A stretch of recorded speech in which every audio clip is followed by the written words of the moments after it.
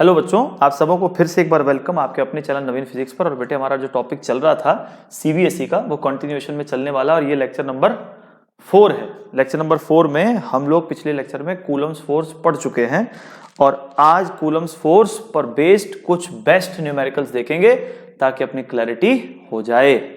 ठीक है भाई, शुरू करें। एक बात बता, वेक्टर फॉर्म में लिखना चाहता हूं बेटे, पहले एक बार मैं लिख दूं ताकि आपको दिक्कत ना हो। फॉर्मूले कितने थे एक बार देख लेना। के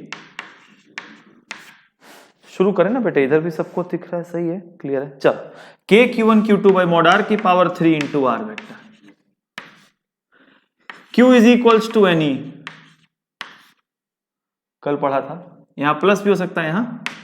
ठीक है भाई, तो पहले एक सवाल लेता हूं एनसीईआरटी का, थोड़ा मतलब कुछ आराम से न्यूमेरिकल लगाएंगे। सुनिएगा, क्वेश्चन नंबर 1 कहता है बताओ जी 250 ग्राम पानी में कितना नेगेटिव चार्ज है। ऐसे ही एक सवाल मैं बता रहा हूं, कैलकुलेशन के लिए नहीं, लॉजिक बताना है। ठीक है भाई पंकज, बता भाई 250 ग्राम पानी, तो पहले बताओ एक पानी के मॉलिक्यूलर मास कितना होता है, बोलो। H2O का 18 होता है, सब जानते हैं, 18 ग्राम। तो इसका मॉलिक्यूलर मास 18 ग्राम, वजन है 250 ग्राम, तो भैया कितने मोल्स हुए? हाँ, number of moles is equal to mass upon molecular mass. ठीक है बेटे, अगर इतने मोल्स हुए तो सबको पता है कि एक मोल में कितने इलेक्ट्रॉन होते हैं? एवोगैड्रो नंबर, एवोगैड्रो नंबर की वैल्यू क्या है? कितना? 2.66 या 6.22? 6.22 इंटू 10 टू द पावर, यही होता है सर, 2.6 नहीं होता। ठीक है बेटे, तो एक मोल में इतने इलेक्ट्रॉन हैं, तो टोटल इलेक्ट्रॉन्स कितने हुए? तो बड़ा लॉजिकल है सर, इतने मोल्स थे और हर मोल में एवोगैड्रो नंबर के बराबर होते हैं 6.022 इंटू 10 टू द पावर 23, इतने इलेक्ट्रॉन्स हो गए। ये है नंबर ऑफ इलेक्ट्रॉन्स, लेकिन हमें नंबर ऑफ इलेक्ट्रॉन पूछा है कि चार्ज पूछा है, चार्ज। तो ये फॉर्मूला रहा भाई, एक इलेक्ट्रॉन पर 1.6 इंटू 10 की पावर -19 कूलम। तो इतने इलेक्ट्रॉन पर total charge will be number of electrons n into 1.6 into 10 to the power -19 coulomb. ये आपका आंसर हो जाएगा, खत्म। कोई डाउट वाला सवाल ही नहीं है, समझ गए बेटे। तो ये पहला सवाल था कि 250 ग्राम पानी में, तो 250 ग्राम पानी का हमने नंबर ऑफ मोल निकाला, इतने मोल्स हैं, एक मोल में इतने इलेक्ट्रॉन होते हैं, तो इतने मोल में इतने इलेक्ट्रॉन हैं और हर इलेक्ट्रॉन पे 1.6 into 10 to the power -19 coulomb charge होता है, तो टोटल इतने चार्जेस इसमें पाए जाएंगे। क्लियर है? अब बढ़ते हैं क्वेश्चन नंबर 2 पे।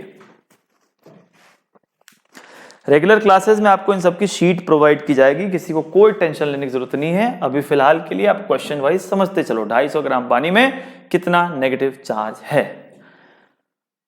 ठीक है, अब बढ़ते हैं क्वेश्चन नंबर 2। देख बेटे, कूलम्स फोर्स के कुछ एप्लीकेशंस पूछना चाहता हूं, समझना। कूलम्स फोर्स का कुछ एप्लीकेशन समझना चाहते हैं हम लोग, तो ध्यान से सुनेंगे, मजा आएगा। देखो भाई साहब, एक बात बताओ, मैं एक सवाल बोलता हूं, एक धरती पर 2 बॉडी है, पॉइंट बॉडी है मान लो, ठीक है। लॉजिक सुनना बेटे, इस पर चार्ज है Q1, इस पर चार्ज है Q2, दोनों गिवन है, ठीक है। इन दोनों के बीच बॉडीज के बीच डिस्टेंस है d, और ये बॉडी बेटे तुम्हारी फिक्स्ड है। तो बोला है कि फाइंड द, और इसका मास m1 ले लो और इसका मास m2 ले लो, ठीक है। तो क्वेश्चन है फाइंड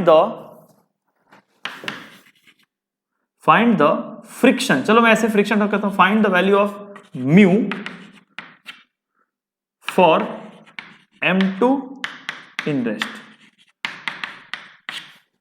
भाई जी इसका लॉजिक क्या मैं बताता हूं। एक बात बता, इस पर तूने चार्ज दिया, इस पर भी चार्ज दिया, ये तो फिक्स्ड है लेकिन ये तो फिक्स्ड नहीं है। नहीं है का मतलब बेटे ये इसको रिपेल करेगा तो ऐसे धक्का लगेगा, और ये धक्का कौन सा फोर्स कहलाएगा? Electrostatic force. The value of the electrostatic force, the magnitude of the electrostatic force will be K Q1 Q2 by D square। कर लोगे आप? यहां पर K कितना होगा? तो जब कुछ भी ना कहे तो हमें पता है कि एयर होता है या फिर वैक्यूम होता है, तो एयर या वैक्यूम दोनों में यहां पर होता है 1/4 पाई एप्सिलॉन नॉट, और इसकी वैल्यू होती है 9 × 10⁹ बोलना पड़ेगा सर, न्यूटन मीटर स्क्वायर पर कूलम स्क्वायर। तो ये फोर्स उधर लग रहा है, ये फोर्स इसको इधर लेके जाना चाहता है, तो इसको अगर रोक के रखना चाहते हो तो पीछे की तरफ फ्रिक्शन होना चाहिए। तो अगर आप उसको इक्विलिब्रियम में लाना चाहते हो, मतलब इक्विलिब्रियम मतलब आप उसको रेस्ट में लाना चाहते हो, तो आपको इलेक्ट्रिक फोर्स को frictional, very good, frictional force से बैलेंस्ड करना पड़ेगा। इलेक्ट्रिक फोर्स तो आपने यहां से निकाल ही लिया था, फ्रिक्शनल फोर्स होता है म्यू, उसकी बात करेंगे तो mu m2g is equals to k q1 q2 by D square. क्या यहां से म्यू नहीं निकाल लेंगे सर हम लोग? Mu will be equals to k q1 q2 by m2g D square. This is the answer. समझ गया? तो बहुत बेसिक था सर, इसमें था क्या? क्योंकि एक फोर्स ही है ना, तो बिल्कुल आप इसको ऐसे लिख सकते हो, कोई दिक्कत वाली बात नहीं है। नोट कर लो आप। जिन बच्चों ने लेक्चर पहली बार आज देख रहे हैं वो प्लीज पिछले लेक्चर्स को देख लें एक बार, उनको बहुत क्लैरिटी आएगी, बहुत चीजें समझ में आएंगी। चलिए, वैसे ही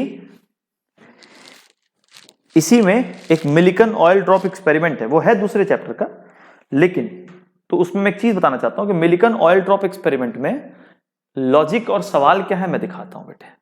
है ये फोर्स ही यार, तो इसमें कोई बहुत बड़ी चीज नहीं है, इक्विलिब्रियम में लाना है, मिटा रहा हूं भाई, ठीक है। देखो बेटे, मिलिकन ऑयल ड्रॉप एक्सपेरिमेंट पर अपनी एनसीईआरटी में एक क्वेश्चन है, वो क्वेश्चन ये है कि एक ऑयल ड्रॉप है, ध्यान दे भाई, एक ऑयल ड्रॉप है जिस पर कुछ चार्ज है Q1, और मान लो बेटे ये फिक्स्ड है। यहां से कुछ दूरी पर एक दूसरा ऑयल ड्रॉप है हैविंग चार्ज Q2, लेकिन मैं चाहता हूं कि ये ऑयल ड्रॉप इक्विलिब्रियम में आ जाए। तो बताओ सर इसका मास क्या हो, जो भी है, मैं केवल इतना बताना चाहता हूं बेटे, ये चीज को तुम किस में लाना चाहते हो? इक्विलिब्रियम में। तो सर ये तो फिक्स्ड है, तो इस चीज को धक्का कौन दे रहा है? ऊपर की तरफ इलेक्ट्रिक फोर्स। इलेक्ट्रिक फोर्स आप निकाल लोगे, K Q1 Q2 by D square. अगर आप चाहते हो कि ये इक्विलिब्रियम में रहे तो नीचे की तरफ इस पर क्या लगेगा? mg। और एक लाइन आंसर आ गया कि फॉर इक्विलिब्रियम, क्योंकि कैलकुलेशन पार्ट बेटे आपको शीट में दूंगा, आपको खुद प्रैक्टिस कर लेना, क्योंकि वैल्यू पुटिंग है ना, आप बोलोगे F electric must be equals to mg। बात तो वही हो गई ना सर, उसमें ऐसे था, इसमें ऐसे हो गया, कोई बहुत बड़ी चीज तो है नहीं। नोट कर लीजिए, नोट कर लीजिए इसको, ठीक है बेटे। आ जाओ अब नेक्स्ट, कूलम्स लॉ की कुछ एप्लीकेशन। और कूलम्स लॉ कुछ भयंकर चीज नहीं है सर, फोर्स है, मेरे लिए तो एक फोर्स है, उससे ज्यादा कुछ नहीं है, कोई मुश्किल नहीं है। आ जाओ सर, मिटाता हूं इसको भाई जी। थर्ड पॉइंट, एक क्वेश्चन है कि एक चार्ज Q1 को हमने किया फिक्स, और यहां से R डिस्टेंस पर एक चार्ज Q2 है, ठीक है। तो कहता है कि इसको मैं किस वेलोसिटी से धक्का दूं ताकि ये सर्कुलर पाथ में घूमने लगे। देखो बेटे, एक बात बोलूंगा, अगर मैं उस चार्ज Q2 को ऐसे धक्का देता तो कभी भी वो सर्कुलर पाथ पे नहीं घूमता, क्योंकि सर्कुलर पाथ पे तभी कोई चीज घूम सकती है जब उसकी वेलोसिटी रेडियस के साथ 90 डिग्री पे हो। तो प्लीज सर इस बात को ध्यान रखना, कभी कभी मैंने बच्चों को क्या देखा है कि बच्चों से बोल दे बेटे it is pushed with velocity v, find the radius, बच्चा निकाल देता। नहीं सर, अगर पुश्ड बोलता है, इस डायरेक्शन में पुश्ड होता तो रेडियस 0, रेडियस होता ही नहीं ना। लेकिन चूंकि हमने इसको ऐसे पुश किया है तो हम देख सकते हैं it is perpendicular to this, और ये तो फिक्स्ड है। दूसरी बात बता बेटे, ये कब गोल घूमेगा? जब ये पॉजिटिव होगा कि नेगेटिव होगा? नेगेटिव होगा, क्योंकि घूमने के लिए इसको कौन सा फोर्स चाहिए? सेंट्रीपिटल। अगर ये नेगेटिव है तो हम बोल सकते हैं इस पर अंदर की तरफ इलेक्ट्रोस्टैटिक फोर्स है, और ये इलेक्ट्रोस्टैटिक फोर्स वेलोसिटी के साथ हमेशा कितने डिग्री पे रहेगा बोलो 90। तो in this situation we can write Q2 पर लगने वाला electrostatic force plays the role of centripetal force. तो हमें पता चल गया कि सेंट्रीपिटल फोर्स का काम करेगा, लेकिन अगर ये पॉजिटिव चार्ज होता बेटे तो ये बाहर की तरफ धक्का लगता, तो नेगेटिव है तो सेंट्रीपिटल काम करेगा। तो हम ये बोल सकते हैं कि सर Fe का मैग्नीट्यूड, क्योंकि we are interested in magnitude, direction तो हमने बना ही लिया, मैं दोबारा बोलता हूं, हमने डायरेक्शन तो बना लिया, तो हमें केवल मैग्नीट्यूड लिखना है। मतलब हमें पता है कि Fe का magnitude is playing the role of mv²/r। और इलेक्ट्रिक फोर्स का मैग्नीट्यूड कितना है बेटे उस पे, तो सब जानते हो K Q1 Q2/r² is equal to mv²/r। r से r कट जाएगा, आप यहां से बड़ी आसानी से v² की वैल्यू लिख सकते हो K Q1 Q2/m into r। सही है। तो बता बेटे यहां से v की वैल्यू कितनी आएगी, ये वेलोसिटी हो जाएगी। और मान लो बेटे इसी में आपसे पूछ दे टाइम पीरियड बताओ, तो कैसे बताओगे, तो टाइम पीरियड आपको पता है कि 2πr/v होगा। आप यहां से v की वैल्यू इसमें पुट कर दोगे, टाइम पीरियड जो भी आएगा सेकंड लिखोगे और वो आपका टाइम पीरियड हो जाएगा। समझ में आ गया। मतलब एक बात मैं बोलना चाहता हूं कि कभी भी यहां पे कॉन्सेप्ट क्या सीखा कि कभी भी कोई चीज अगर गोल घूमती है तो उसपे एक सेंट्रीपिटल फोर्स होगा। आपको पता करना है कि कौन वहां, और सेंट्रीपिटल फोर्स मैंने बताया था कोई फोर्स नहीं होता, बस जो फोर्स सेंटर की तरफ होता है वो सेंट्रीपिटल। और कोई भी चीज अगर गोल घूम रही है तो वहां 100% श्योर शॉट है कि सेंट्रीपिटल फोर्स होगा ही होगा। एंड सेंट्रीपिटल फोर्स मिलने के बाद that is equated to mv²/r। आप सॉल्व करके क्वेश्चन बहुत आसानी से कर सकते हो। Very good. मैं एक छोटा सा क्वेश्चन पूछूंगा, ये थोड़ा अच्छे लेवल का क्वेश्चन है तो सब लोग देखेंगे ध्यान से। पहले इसको लिख लीजिए आप, मैं एक क्वेश्चन अपने फोन में से लेता हूं, पहले लिखिए। ये थोड़ा अच्छे लेवल क्वेश्चन मैं पहले ही बता रहा हूं, चलो जल्दी नोट करो बेटे। हो गया, बोलूं? चलो क्वेश्चन है, ध्यान दीजिएगा सर। मैं यहां लिख देता हूं, पहले जो मुश्किल है मैं वहां हॉट्स लिख देता हूं, यहां मैं लिख देता हूं ऊपर में हॉट्स। ये अच्छा क्वेश्चन है। क्वेश्चन क्या है देखो, एक -2q चार्ज बीच में है और ये एक सर्कल है। इस सर्कल पर 3 चार्जेस इक्वल डिस्टेंस पर छोड़े हुए घूम रहे हैं।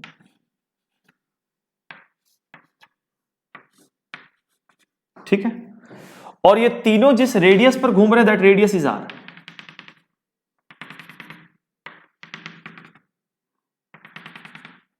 r। तो क्वेश्चन है कि the 3 charges are moving in a circular path of radius r। इसको मैं मिटा देता हूं। 3 charges are moving in a circular path of radius r। 3 charges are moving in a circular path of radius r, और यहां पर जो charge है दैट इज -2q। तो find the velocity of charges. क्या पूछा सर? Find the velocity. बेटे question अच्छा क्वेश्चन है, सुनो। इसमें क्या अच्छा है देखो, पहली बात ये चार्ज फिक्स्ड है, ये फिक्स्ड है, और ये नेगेटिव होना क्यों जरूरी था बोलो बेटे? कि नेगेटिव होगा तभी इस पर भी अंदर की तरफ फोर्स होगा, इस पर भी अंदर की तरफ फोर्स होगा, और इस पर भी अंदर की तरफ फोर्स होगा। और आपको पता है कि अगर तीनों गोल घूम रहे हैं तो तीनों पर 110% कोई ना कोई प्रकार का सेंट्रीपिटल फोर्स तो होना चाहिए। ठीक है, तीनों सेम वेलोसिटी से घूम रहे हैं। तो बच्चा इसमें क्या करता है मैं दिखाता हूं, बच्चे का मिस्टेक पॉइंट दिखाता हूं। बच्चा मिस्टेक क्या करता है देखो, बच्चा क्या करता है कि सर किसी भी, वो बोलता है तीनों केसेस आइडेंटिकल है, तो तीनों केस आइडेंटिकल है तो बच्चा किसी एक को पकड़ लेता है, बोलता है सर इसकी बात करें तो इस पर अंदर की तरफ इलेक्ट्रिक फोर्स है और this is playing the role of mv²/r, और बच्चा इसको सॉल्व कर देता है, लेकिन ये हो जाता है गलत। क्यों गलत बताओ? क्यों गलत बताओ बेटे? क्यों गलत? क्यों गलत? क्यों गलत बताओ? क्योंकि सेंट्रीपिटल फोर्स क्या है? एक नेट फोर्स है which is acting towards the centre. तो भैया ये कॉन्सेप्ट यहां गलत हो गया ना, क्योंकि आप ध्यान से देखो तो इस चार्ज पर केवल यही फोर्स थोड़ी था यार। इस चार्ज पर ये वाला पॉजिटिव इसको बाहर धक्का दे रहा था, ये वाला पॉजिटिव इसको बाहर धक्का दे रहा था, ये वाला नेगेटिव इसको अंदर खींच रहा था, तो बेटे इस पर तो 3 फोर्स है ना, तो तुम एक ही कैसे लिख सकते हो? और बताओ अगर 3 है तो सर तुम इसको अगर जोड़ते हो तो एक इक्विलेटरल ट्रायंगल बनेगा, क्योंकि आपको पता ही है सर, क्योंकि ये तीनों आइडेंटिकल है। तो अगर इक्विलेटरल बनेगा तो मुझे एक बात का जवाब दो कि सर ये सारा रेडियस r था, तो ये डिस्टेंस कितना होगा बताओ जल्दी, तो डिस्टेंस कितना होगा जल्दी बताइए, इसका आंसर क्या होगा? ट्राई करो बेटा, ट्राई करो, आंसर बताओ जल्दी, बताओ मैं आंसर मैच करूं, फटाफट बताओ, फटाफट जल्दी आंसर बताओ, नहीं तो मैं करूंगा, मैं करूं, आ जाओ, देखो सुन भाई सुन, देखो छोड़ो, हमने वेक्टर में पढ़ा था, सुनना बेटे, मैंने बोला अच्छा क्वेश्चन, हमने वेक्टर में पढ़ा था कि ये दो साइड्स हैं, ये ऐसा है, दिस इज r, और ये एंगल 120 डिग्री का होगा, क्योंकि 3 है ना, 3 60 होता है ना। तो बेटे वेक्टर में क्या होता था याद है, जो रिजल्टेंट होता था root under a square plus b square plus 2ab। तो अगर इससे सॉल्व करें तो कितना होगा, r square 2r square cos 120 minus half होगा, ये कितना होता plus r square minus r square होगा, देख लो माइनस r स्क्वायर होगा ना। कैलकुलेशन चेक करो बेटे कितना आएगा, कैलकुलेशन आप लोग चेक करना, मैंने चेक नहीं किया है सर, 120 ही होगा ना भाई, चेक करो सॉल्व करो, तो कितना होगा a square plus b square plus, तो वो r ही हो जाएगा है? r सही है, इसका r ही होना चाहिए क्या? कैलकुलेशन चेक करने के बाद कुछ मिस्टेक तो नहीं है इसमें, क्वेश्चन तो मैंने सही लिया, चलो कोई बात नहीं, मैं पहले थोड़ी देर के लिए एक बात करता हूं, आप चलो इसको d मान लो, मैं देखता हूं कैलकुलेशन पार्ट देखता हूं, मान लो ये d था और d आपका आ गया, निकाल लो क्या?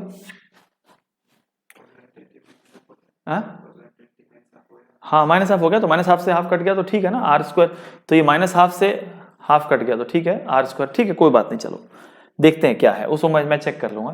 तो यहां तक सही है सर, 120 तो है ना भाई, इक्विलेटरल है तो आप समझ ही रहो कैसे होगा। अच्छा अब एक बात बताओ कि बेटे हमें बोला गया कि सर आप d आपने निकाल लिया, सपोज करो दिस इज d, ठीक है, अब मुझे पता है कि सर इस पर तो यहां q था, इस पर इसके कारण कितना फोर्स लगेगा बताओ, तो Fe is equals to k q square by D square, और इस पर भी लगेगा Fe is equals to k D square, और आपको पता है कि ये इक्विलेटरल ट्रायंगल है तो इनके बीच का एंगल भी 60 होगा, तो नेट फोर्स बाहर की तरफ होगा, तो नेट फोर्स आउटसाइड कितना होगा बताओ बेटे, तो net force outside will be equals to root under Fe square, वो भी Fe है, प्लस 2 Fe क्या सही है, कितना है बताओ, ये होगा 3Fe, मतलब root 3 times Fe root 3 times KQ square by D square, सही है। अब आपको पता है कि अंदर की तरफ कितना फोर्स है बताओ, नेट फोर्स, देखो बेटा हमेशा क्या लिखना है, नेट फोर्स, उस चार्ज पर अंदर की तरफ फोर्स है K Q, माइनस 2Q नहीं लिखना, 2Q लिखना है, माइनस नहीं लिखना क्योंकि आपने तीर लगा, मतलब we are talking about magnitude.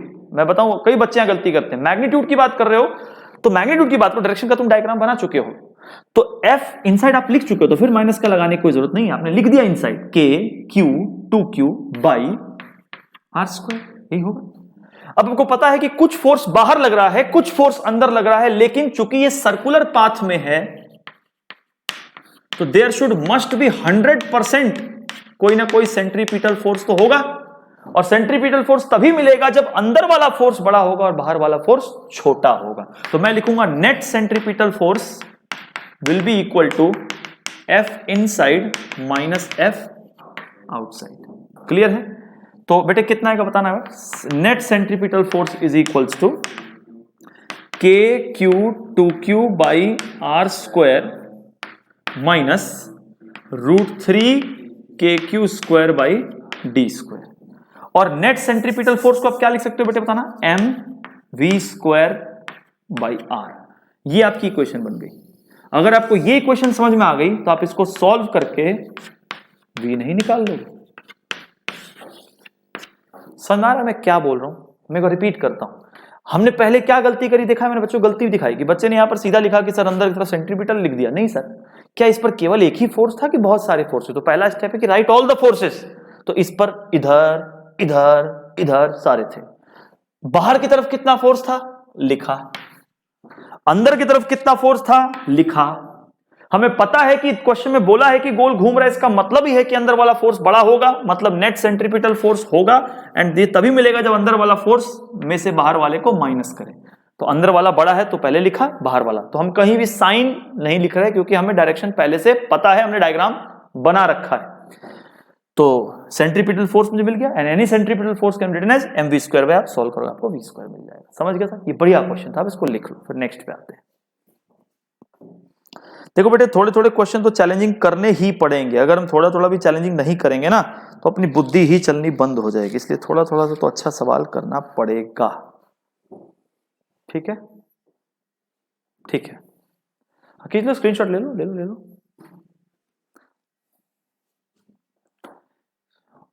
हो गया। अब हम लोग बढ़ेंगे आगे और नेक्स्ट क्वेश्चन, सबने स्क्रीनशॉट ले लिया फटाफट। चलो बेटे एक और सवाल देख, ये सब basic applications of Coulomb's law है, basic applications of Coulomb's law. चलो मैं आपसे एक छोटा सा सवाल और पूछूंगा सर, ध्यान दीजिएगा। क्वेश्चन है Q1 charge is located at 2, 2, 2 and Q2 charge is located at 2, -3, 5. Find the force vector between them. ऐसा एक सवाल आ गया, तो आपको पता है फोर्स वेक्टर पूछा है, तो वेक्टर फॉर्म यूज करोगे।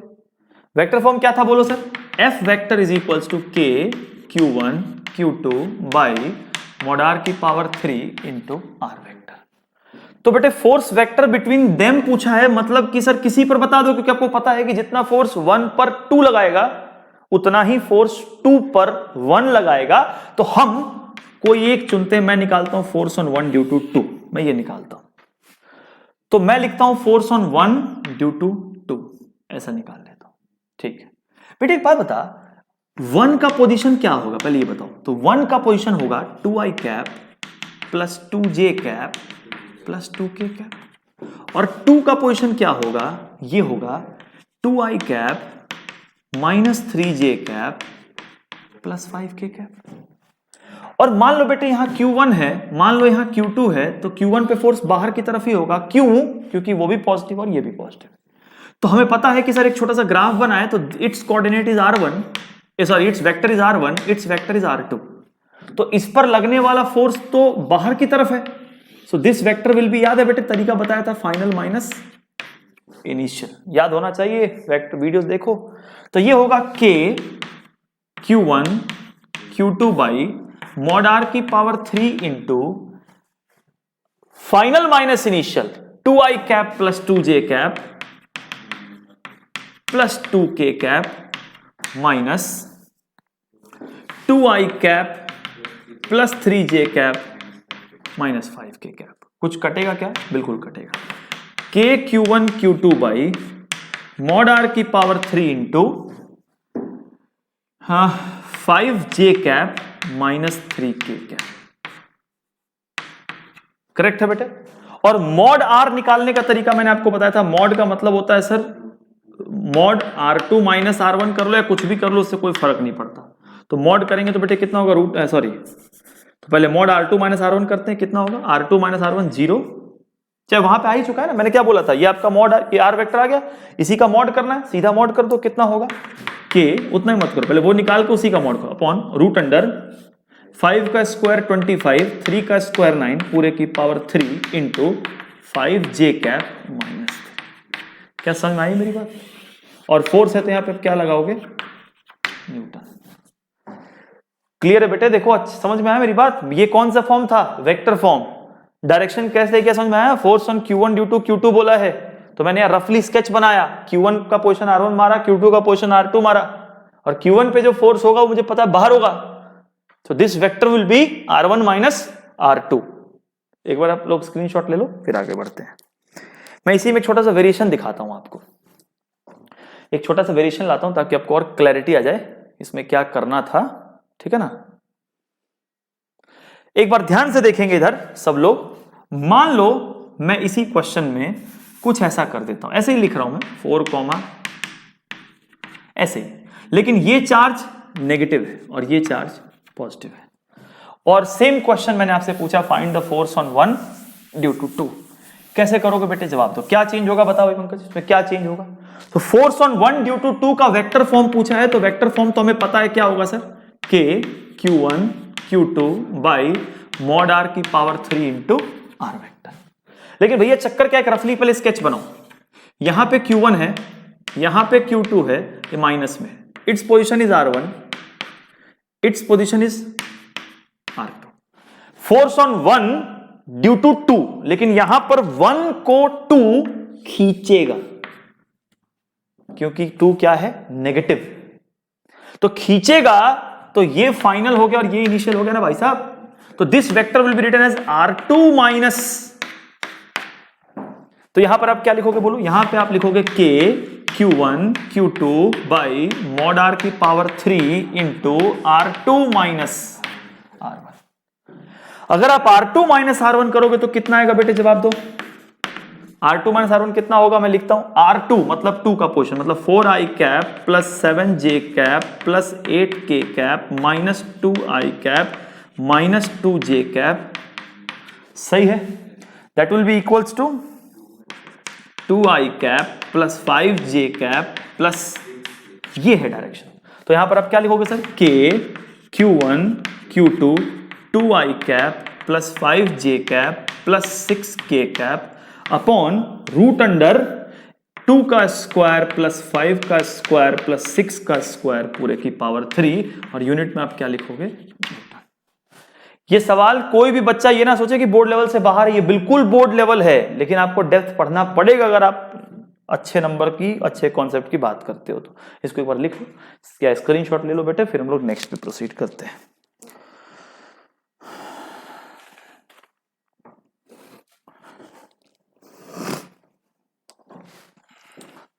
एक और क्वेश्चन पे आते हैं, ठीक है सर। चलिए, अभी कूलम्स लॉ की बेटा अभी एक लेक्चर और आएगा, उसमें कूलम्स लॉ की स्पेशलिटी पे डिस्कस करेंगे। अभी तो ये बस फंडामेंटल क्वेश्चंस ले रहे हैं, सारे टॉपिक को टच करके एक एक क्वेश्चन। चलिए एक क्वेश्चन और, यहां एक चार्ज Q1 है और यहां एक चार्ज Q2 है, ठीक है। This Q1 is fixed and this Q2 is at position of R2, और ये माइनस है मान लो, ठीक है। तो कहता है कि दिस चार्ज इज रिलीज्ड, हमने इस चार्ज को क्या किया बोलिए, रिलीज्ड। क्या होगा बेटे, जवाब दो। अगर इसको रिलीज करोगे तो ये इस तरफ आएगा। एक वक्त ऐसा आएगा जब ये एक पोजीशन पे पहुंचेगा, दैट इज R1, पहुंचेगा ही भाई। बोला जब ये इस पोजीशन पर पहुंचेगा तो बताओ इसकी वेलोसिटी क्या होगी। जब रिलीज किया इसका मतलब इसकी वेलोसिटी क्या थी, 0। अब देखो भैया चक्कर क्या है कि हमें इतना पता है कि Q2 इधर क्यों आएगा, तो हम सबको पता है कि इसलिए आएगा कि देयर इज कौन सा force, electric force on Q2, और हम मैग्नीट्यूड में इंटरेस्टेड है, that will be equals to K Q1 Q2 by R2 का स्क्वायर। लेकिन चक्कर यहां क्या है ना कि ये जैसे जैसे Q2 चलेगा वैसे वैसे R चेंज होगा, और R चेंज होगा मतलब इस पर लगने वाला इलेक्ट्रिक फोर्स भाई साहब वेरिएबल हो गया ना। और अगर वेरिएबल हो गया तो आप इसको डायरेक्टली सॉल्व नहीं कर सकते, तो नहीं कर सकते तो क्या करेंगे, इसका स्क्रीनशॉट ले लो। नहीं कर सकते तो क्या करेंगे, नहीं कर सकते तो क्या करेंगे, इसका इंटीग्रेट करेंगे, क्योंकि चीजें हर वक्त चेंज हो रही है। तो जब चीजें हर वक्त चेंज हो तो आप उसको डायरेक्टली सॉल्व नहीं कर सकते। तो कैसे करेंगे देखेंगे बेटे। We will take any position x, minus Q1 है, Q2 है, I am taking any position x, तो मैं आई कैन राइट कि the force at that time will be, magnitude की बात कर रहा हूं, this is the force, and any time force can be written as mass into acceleration. लेकिन यहां एक्सेलरेशन भी चेंज होगा, क्यों चेंज होगा बोलो, क्योंकि फोर्स भी बार बार चेंज हो रहा है, तो acceleration will be written as, आप सबको पता होगा dv by dt, dv by ds into ds by dt। ds को मैं dx कर देता हूं, क्या ऐसे भी लिख सकते हो सर, dx बाई dt is called as velocity. तो एक्सेलरेशन का फॉर्मूला बना v dv बाई dx, तो एक्सेलरेशन का फॉर्मूला बना v ऐसा करने से क्या हुआ, आप खुद समझदार हो सर, देखो ध्यान से, के Q1 Q2 बाई एम, के Q1 Q2 बाई एम, के Q1 Q2 by M, 1 by x square d x का integration is equals to v d v का इंटीग्रेशन। और आप देख सकते हो जहां वेलोसिटी 0 थी वहां पोजीशन था R2, मैंने जो क्वेश्चन में लिखा है, और जहां वेलोसिटी पूछा है वहां का पोजीशन है R1। तो वी कैन सिंपली इंटीग्रेटेड के, वी कैन सिंपली इंटीग्रेटेड, एक मिनट देखेंगे, वी कैन सिंपली इंटीग्रेटेड के Q1 Q2 बाई एम, मास उसी की बात हो रही है, 1 बाई एक्स स्क्वायर होता है x की पावर -2 dx, कहां से कहां तक बेटे, R2 से R1 is equals to v d v is v square by 2, कोई दिक्कत नहीं है। x की पावर -2 का होगा k Q1 Q2 by m, x की पावर -1 बाई -1 R2 से लेकर R1 is equals to v square by 2, that will be equals to, मैं डायरेक्ट करता हूं बेटे, 1 by x, 1 by R1 minus 1 by R2, लेकिन ये माइनस जाएगा तो हो जाएगा k Q1 Q2 by M, 1 by R2 minus 1 by R1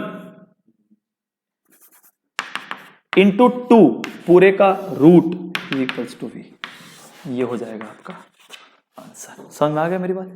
तो इस सवाल में मैंने क्या सिखाया कि कूलम्स फोर्स तो यहां भी है लेकिन वेरिएबल है, तो जब वेरिएबल हो तो आपको किसी एक पोजीशन x को लेना पड़ेगा।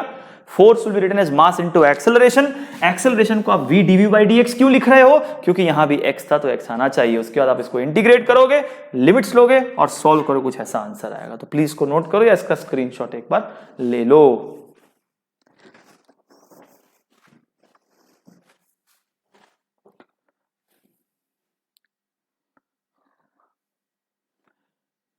ठीक है, आपको मैंने कापा का मतलब बेटे बता ही दिया था। कापा का मतलब क्या होता है, कापा बताया था ना कि force in medium is always kappa times less than force in vacuum. तो ये भी चीजें आपको याद रखनी है। अभी आज के वीडियो में इतना करते हैं, नेक्स्ट जो वीडियो आएगी उसमें एक ही टॉपिक में डिस्कस करूंगा, that will B equilibrium of charges, that is also based on Coulomb's law. तो दो टॉपिक डिस्कस करेंगे, एक इक्विलिब्रियम ऑफ चार्जेस, सीबीएसई के लिए इंपॉर्टेंट है, और एक पेंडुलम। ये दो टॉपिक्स प्योरली कूलम्स लॉ पे बेस्ड है। तो आप इस वीडियो को पढ़ो, शेयर करो जितने दोस्तों में कर सकते हो, और फिर हम मिलते हैं नेक्स्ट वीडियो में। तब तक आप इसको अच्छे से रिवाइज करके एक सुंदर सा नोट्स बना लो। कोई भी चीज में एक्स्ट्रा नहीं है, कॉन्सेप्ट बनाना बहुत जरूरी है। फिर मिलते हैं नेक्स्ट वीडियो में। Take care, bye.